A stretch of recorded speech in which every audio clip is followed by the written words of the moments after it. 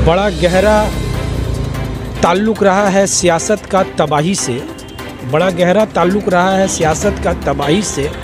शहर जले या घर, कुर्सियों को हमेशा मुस्कुराते देखा। ममता की रफ्तार से, तेज़ रफ्तार से बीजेपी बुखला गई। अब चाह रही है कि किसी तरह से इनको ब्रेक लगाएं ममता को, ताकि हम लोग सत्ता में बने रहें। अभिषेक बंदोपाध्याय उन्होंने भी कहा है कि जितना सीबीआई ईडी दिखा लो, हमरा माथा नोतो करबो ना, सर नहीं झुकाएंगे। लेकिन जिस हिसाब से बीजेपी 5 सालों से देख रहे हैं, जिस हिसाब से काम कर रही है, मतलब सिवाय नुकसानात का और कुछ नहीं हुआ। चाहे वो महंगाई की शक्ल में हो, चाहे पेट्रोल की शक्ल में हो, डीजल की शक्ल में, रोज़ दिन ब दिन कोई ना कोई महंगाई का इशू आ रहा है। तो लोग पक गए, बदजन हो गए। इंशाल्लाह इस बार बीजेपी को 2024 में उखाड़ फेंकेगी जनता।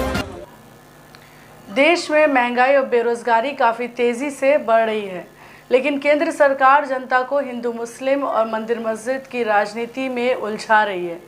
ऐसे में कई ऐसे लोग हैं जो खुलकर इन मुद्दों पर अपनी बातों को रख रहे हैं। इसी कड़ी में आज महानगर कोलकाता के वार्ड नंबर 62 से ताल्लुक़ रखने वाले सामाजिक कार्यकर्ता और टीएमसी समर्थक नदीम सिद्दीकी ने सियासतदानों पर तंज कसते हुए कहा कि शहर भले ही जल रहे हों, हमने सदा कुर्सियों को मुस्कुराते हुए देखा है। आइए सुनते हैं।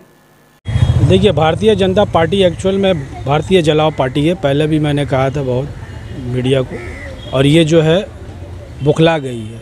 ममता की रफ्तार से, तेज़ रफ्तार से बीजेपी बुखला गई है। अब चाह रही है कि किसी तरह से इनको ब्रेक लगाएं ममता को, ताकि हम लोग सत्ता में बने रहें। इसीलिए वो सीबीआई और ईडी और ये तरह तरह का हथकंडा अपना रही है। लेकिन दीदी ने पहले ही कह दिया है, और हमारे जो जनरल सेक्रेटरी हैं टीएमसी के अभिषेक बंदोपाध्याय उन्होंने भी कहा है कि जितना सीबीआई ईडी दिखा लो, हमरा माथा नोतो करबो ना, सर नहीं झुकाएंगे। और इंशाल्लाह हम लोग एक ममता बनर्जी के एक लॉयल सिपाही होने के नाते हम लोग से जहाँ तक होगा हम लोग अपने दीदी को सेव करेंगे। और इंशाल्लाह ईडी हो या सीबीआई हो, ये सबसे तृणमूल कांग्रेस डरने वाली नहीं है, ठीक है। और रहा इन लोगों की बात बीजेपी का, तो आप देख रही हैं देश में जो तरह तरह का एक नया हथकंडा निकाला जा रहा है। अभी सीबीआई या ईडी तो खैर ये बहुत दूर की बात हो गई। अभी जो हिंदू मुस्लिम का राजनीति चल रहा है, ये सब चल रहा है, तो लोग ये सब देख के बहुत पक गए हैं, बदजन हो गए हैं। ये सब होने वाला नहीं है। और एक बात मैं बता दूं आपको कि इस बात को मैं यूँ कहूँगा कि बड़ा गहरा ताल्लुक़ रहा है सियासत का तबाही से। बड़ा गहरा ताल्लुक़ रहा है सियासत का तबाही से। शहर जले या घर, कुर्सियों को हमेशा मुस्कुराते देखा है। तो मेरी बात यह है कि मैं किसी एक पॉलिटिकल पार्टी पे तंज नहीं कर रहा हूँ। जितनी भी सियासी पार्टियां हैं, अगर वो कौम और मिल्लत के लिए काम नहीं करती है तो मैं उसकी मजम्मत करता हूँ। और जहाँ तक हमारी दीदी टीएमसी की बात है, ये हमेशा से सेकुलर रही हैं, और इंशाअल्लाह आने वाले टाइम में आपको लग जाएगा, पता भी लग जाएगा कि इंशाअल्लाह किस तरह से हमारा तृणमूल कांग्रेस किस तरह से कौम और मिल्लत का खिदमत करते आ रहा है।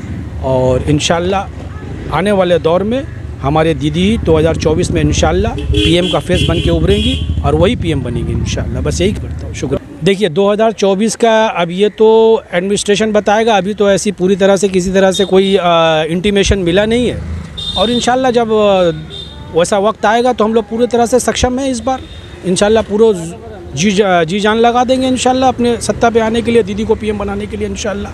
ये रीजनल या नेशनल पार्टी की बात नहीं है। पार्टी कोई भी हो, वो पॉलिटिकल पार्टी है, और इसको रीजनल और नेशनल लेवल पे ले जाने वाले हम सब अवामी हैं, ठीक है।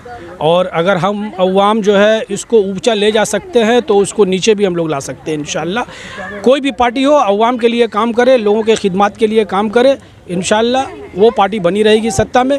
लेकिन जिस हिसाब से बीजेपी 5 सालों से देख रहे हैं, जिस हिसाब से काम कर रही है, मतलब सिवाय नुकसानात का और कुछ नहीं हुआ। चाहे वो महंगाई की शक्ल में हो, चाहे पेट्रोल की शक्ल में हो, डीजल की शक्ल में, रोज़ दिन ब दिन कोई ना कोई महंगाई का इशू आ रहा है। तो लोग पक गए हैं, बदजन हो गए। इंशाअल्लाह इस बार बीजेपी को 2024 में उखाड़ फेंकेगी जनता। देखिए, मुसलमान बीजेपी के निशाने पे है, इसका एक ही वजह है कि मुसलमानों का तेज़ रफ्तार से बढ़ना, चाहे वो एजुकेशन के मामले में हो, या सियासी मामले में हो या तरक्की के मामलों में, जिस हिसाब से मुसलमान की रफ्तार से बढ़ रहे हैं, इनसे ये डर हो गया जी। चूँकि मुसलमान जब बढ़ेगा आगे तो इस्लाम आगे बढ़ेगा, तो इस्लाम की रफ्तार से इन लोगों को डर है।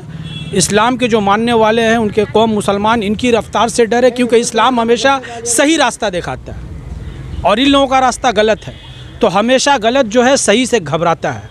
लेकिन एक बात मैं कह दूं, एक बात कि हमारे कौम में भी, मुसलमानों में भी, हम लोगों को भी चाहिए, ज़रा फ़िक्र की ज़रूरत है कि किस तरह जो हम लोग निशाने पे आए हुए हैं मुखालिफों के, उन लोगों से कैसे हम लोग जूझें, क्योंकि हम लोगों में भी गफलती है बहुत सा। किसी ने ये कहा है कि सोचो फ़िक्र पहले तबाह होती है, तब किसी कौम के अज़मत पे ज़वाल आता है। तो हम लोगों को सोचो फ़िक्र की पहले ज़रूरत है कि वाकई में हम लोग कहाँ पर लैप्स कर रहे हैं, कहाँ पे हम लोगों की कमी है, उसको हम लोग दूर करें।